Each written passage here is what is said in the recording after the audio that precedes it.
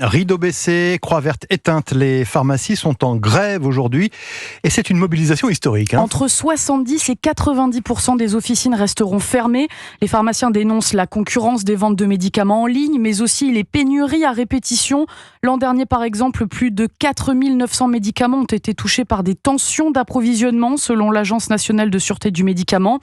Dans les Alpes-Maritimes, par exemple, certains vont même jusqu'en Italie pour acheter leurs médicaments. Raphaël Gigliotti préside le syndicat des pharmacies des Alpes-Maritimes. C'est un phénomène qui prend de l'ampleur, qui existe déjà depuis plusieurs mois, voire plusieurs années.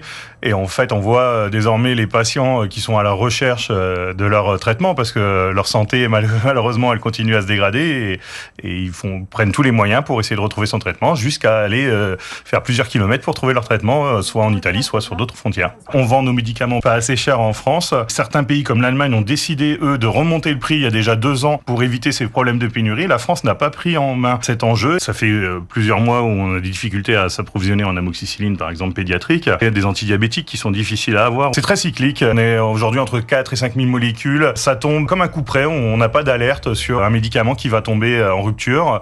Raphaël Gigliotti, président du syndicat des pharmaciens des Alpes-Maritimes.